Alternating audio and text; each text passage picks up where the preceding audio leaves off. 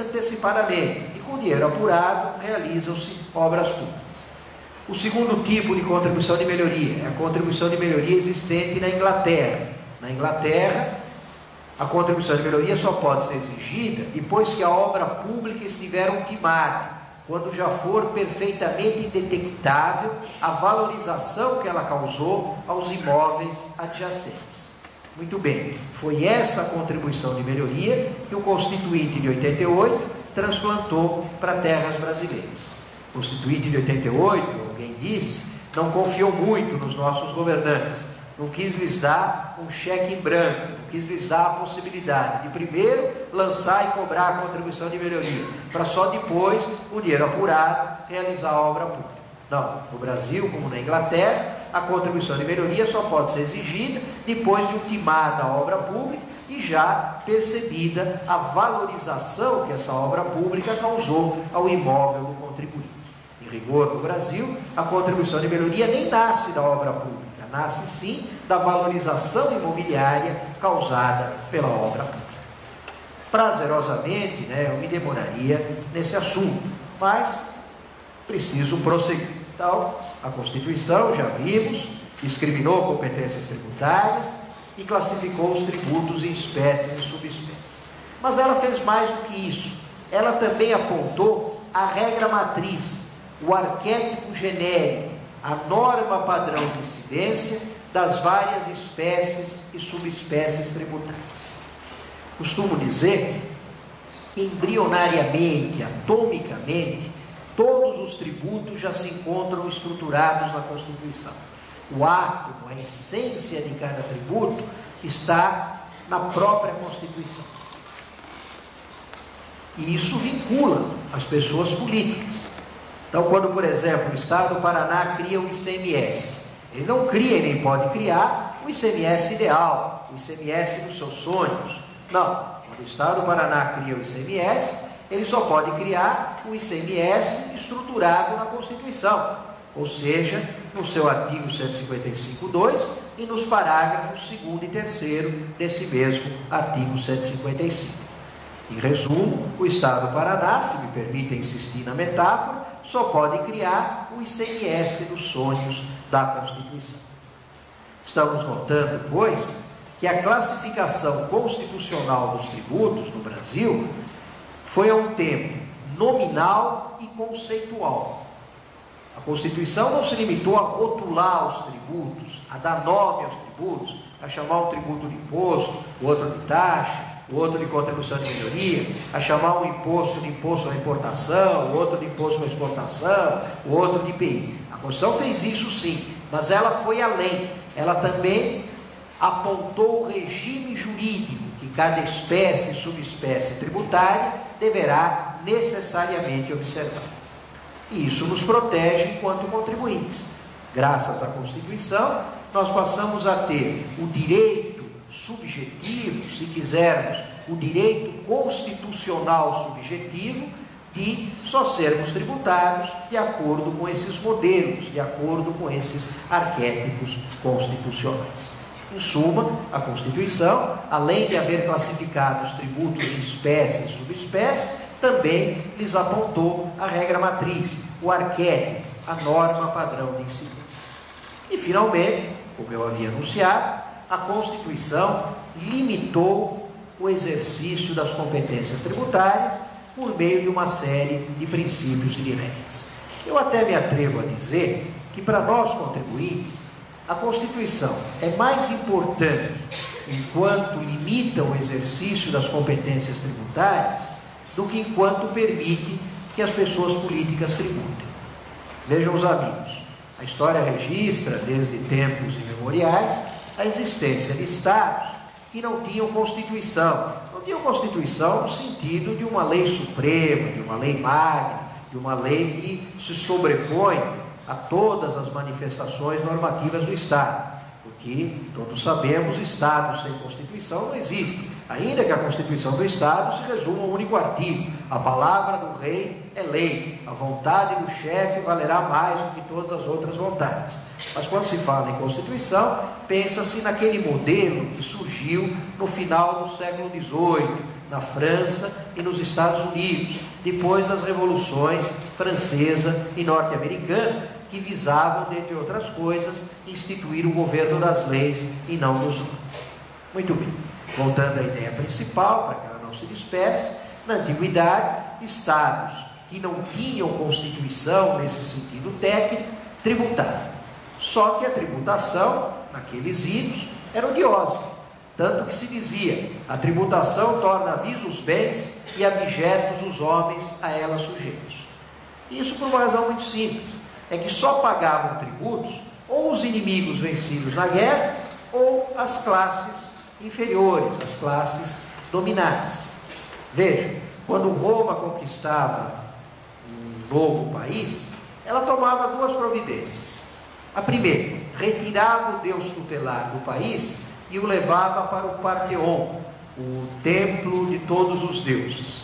Com isso, Roma mostrava, primeiro, que era generosa, né? Tanto que já havia incorporado aquele deus ao seu próprio culto, ao culto do império. E depois que o próprio deus tutelar daquele estado já havia passado para as fileiras do inimigo. Aliás, foi isso, diga-se de passagem, que salvou o Panteão da iconoclastia dos primeiros cristãos. Quando no século IV, finalmente a religião católica tornou-se a religião oficial do Império Romano, os cristãos foram à forma e começaram a derrubar os templos pagãos, ao argumento, no mínimo discutível, de que, havendo um único Deus verdadeiro, não podiam continuar de pé templos em homenagem a falsos deuses.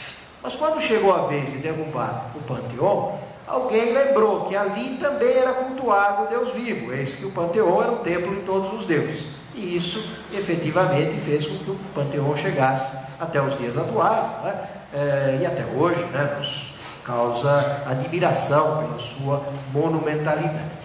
O interessante dessa história é que nenhum templo cristão daquela época chegou aos nossos dias. Então, os primeiros cristãos podiam ser fervorosos, muitos morreram pela sua fé, mas positivamente não eram bons engenheiros, não eram bons arquitetos.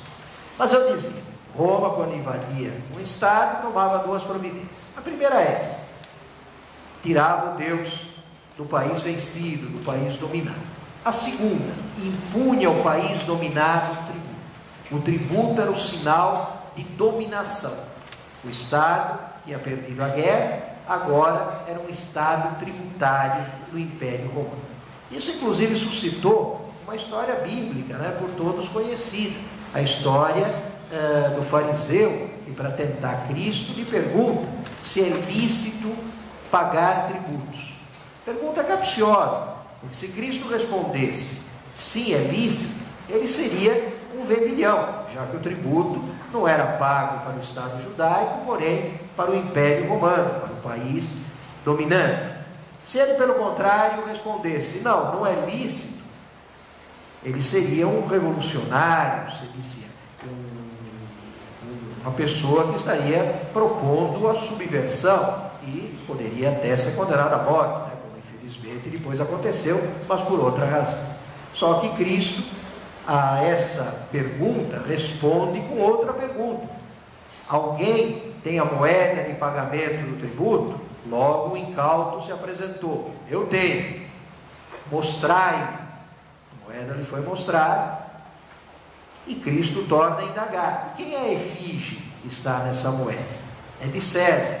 Então dai a César o que é de César e a Deus o que é de Deus.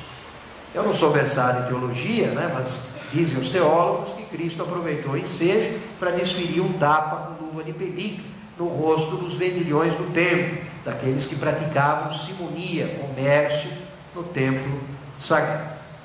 Bom, mas retomando a ideia, foi só depois do constitucionalismo que se passou a aceitar que, se por um lado o Estado, para sobreviver, precisava tributar, por outro lado como bem enfatizado pelo colega Ricardo Damasceno, os contribuintes tinham o direito de não ser expropriados.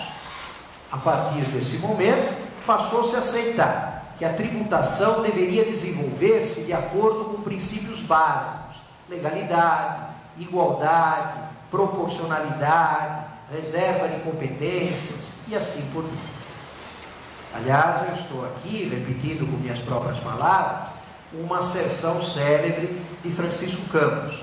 Francisco Campos, nos seus afamados comentários à Constituição de 46, a páginas tantas escreveu: cada dispositivo da Constituição há de ser interpretado no condicional. A partícula expletiva C, hoje seria o pronome reflexivo C, é fundamental na exegese constitucional. E realmente, se eu disser para os amigos, a União do Brasil pode criar tributos, eu estarei fazendo uma afirmação correta, uma afirmação verdadeira, mas uma afirmação insuficiente.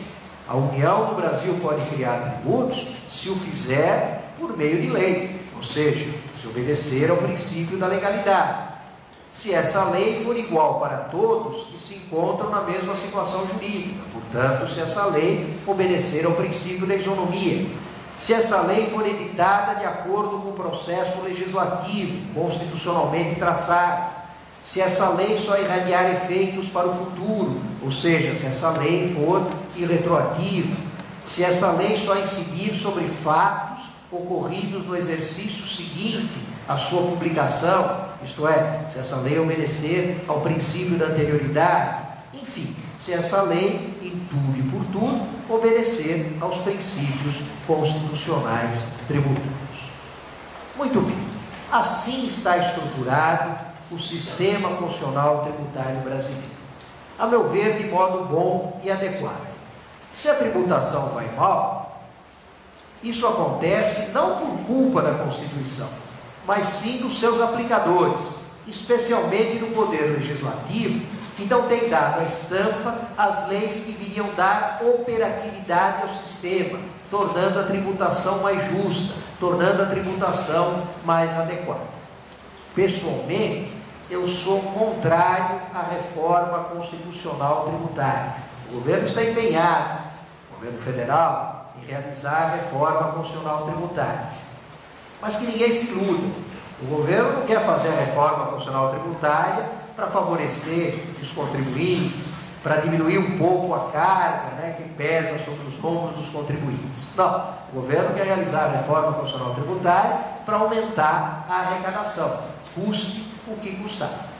Veja, não que eu seja contrário a uma reforma tributária, sou favorável a uma reforma tributária em nível legal, não em nível inconstitucional, em nível constitucional. Em nível constitucional, acho que não há necessidade de reforma alguma. O que há necessidade, sim, é de se conhecer e de se obedecer à Constituição. O que há necessidade, sim, é de se dar operatividade à Constituição. E é nesse contexto que há espaço, sem dúvida, para o Código de Defesa do Contribuinte.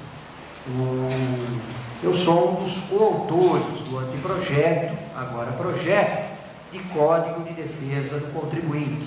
É o projeto de lei complementar número 646 de 99, que nesta semana, justamente nesta semana, foi aprovado pela Comissão de Assuntos Econômicos do Senado. Agora o projeto vai para o plenário do Senado e, se for aprovado pelo Senado, será remetido à Câmara dos Deputados. São também autores do anteprojeto, agora projeto, os ilustres professores Paulo de Barros Carvalho, José Souto Maior Borges, Eduardo Botalo e Ricardo Lobo Torres. Faço essa menção não só por uma questão de lealdade, de honestidade, mas também por prudência, porque o código está sendo muito criticado, há quem o chame de Código de Defesa do Sonegador. Então, se é para levar lambadas, vamos dividi-las fraternalmente, com os outros coautores do anteprojeto. Mas, na verdade, o projeto visa, acima de tudo, dar operatividade aos princípios e normas constitucionais que veiculam os direitos dos contribuintes e suas garantias. Nesses campos, o projeto, em rigor, nada inova, apenas explicita o que está implícito na Constituição. O projeto preocupa-se com a justiça fiscal, que, para ser operacionalizada, necessita de regras de direito positivo. Sua filosofia não é, como querem alguns, proteger o mal contribuinte. Não. O projeto pretende estabelecer uma relação igualitária, nunca um confronto com o fisco. Tudo, evidentemente, sem viabilizar a arrecadação e o combate sem tréguas à sonegação fiscal. Segundo a minha ótica, o contribuinte, nos seus embates com a fazenda pública, está numa posição de inferioridade, especialmente o contribuinte pessoa física, que nem sempre tem assistido bons advogados. A ideia é estabelecer, finalmente, uma igualdade nas relações fisco-contribuinte. Essa ideia, digamos assim, protetiva, não é de todo estranha ao nosso direito. Foi ela, por exemplo, que norteou a edição do Código de Defesa do Consumidor e da própria consolidação das leis do trabalho, que tanto tem contribuído para o aperfeiçoamento das instituições, para a pacificação social. Enfim, o Código de Defesa do Contribuinte, acaso aprovado, espero sinceramente venha aprovado, será um importante instrumento de complementação da cidadania. O projeto tem imperfeições? É evidente que tem, como obra humana, é claro que o projeto tem imperfeições, como o próprio código, acaso aprovado, terá imperfeições. Só que as imperfeições do projeto ainda podem ser corrigidas no cadinho dos debates parlamentares. É para isso que existe o regime parlamentar, é para isso que o projeto está sendo discutido, agora no Senado, em breve, ao que tudo indica, na Câmara dos Deputados. Agora, o que nós não podemos fazer é, como alguns, e dizer: o Brasil não precisa de um Código de Defesa do Contribuinte. Por que não precisa? Os países mais adiantados do mundo têm o seu Código de Defesa do Contribuinte. Os Estados Unidos têm o seu. A Espanha tem o seu, é a famosa Lei 1 de 99. A Itália, onde eu estive faz 30 dias, acaba de aprovar a Lei 200. É o Código de Defesa do Contribuinte na Itália. A França tem o seu Código de Defesa do Contribuinte. E vejam que são países que não fazem concessões em relação aos sonegadores. São países onde o crime de sonegação fiscal leva o indivíduo ao cárcere, o que rarissimamente acontece, por exemplo, em nosso país. Dizer que o Brasil não precisa de um Código de Defesa do Contribuinte me faz lembrar um episódio com Lavoisier, o grande físico francês Lavoisier. Eu cheguei a estudar um pouquinho de química no curso secundário. Na minha época havia essa disciplina. Fui um péssimo aluno de química, daí porque acabei enveredando para o campo jurídico. Mas enfim, aprendi que Lavoisier foi um dos maiores físicos, um dos maiores químicos de todos os tempos. Contribuiu de maneira decisiva para o progresso das ciências experimentais. Muito bem, Lavoisier acabou caindo nas garras do terror durante a Revolução Francesa. Ele que era um sábio, um homem voltado apenas para o intelecto, mas enfim, era uma época translocada, e Lavoisier acabou sendo julgado por um tribunal revolucionário e condenado à morte pela guilhotina. Vendo que a sentença era inevitável, Lavoisier pediu não clemência, porque ele era um homem de grande coragem, mas prazo. Ele queria ultimar alguns experimentos científicos. Ele estava com alguns trabalhos ainda em andamento e ele queria ultimá-los para o progresso da ciência. Só que os seus juízes, que depois se transformaram em seus algozes, em seus verdugos, não lhe concederam essa clemência, argumentando que a República não precisa de sábios. A República Francesa talvez não precisasse de sábios, mas o Brasil precisa de um Código de Defesa do Contribuinte. Mas o projeto contém muitas obviedades. Alguém, certa feita, me disse: veja o artigo 10 do projeto. O artigo 10 diz o que já está na Constituição, que a lei que cria o aumento do tributo, ao entrar em vigor, deve ficar com sua eficácia suspensa até o próximo exercício financeiro, quando finalmente incidirá. O artigo 10 repete mais ou menos essa ideia, esclarecendo que para que uma lei esteja em vigor, é preciso que ela esteja publicada no Diário Oficial e, mais do que isso, que o Diário Oficial esteja ao alcance de todos os interessados até o dia 31 de dezembro. Havia necessidade dessa obviedade, disso que qualquer estudante de primeiro ano sabe, né, que a lei só está em vigor quando ela vem publicada no Diário Oficial, e quando o Diário Oficial circula, chega às mãos dos interessados. Não deveria haver necessidade, mas no Brasil há essa necessidade. Por quê?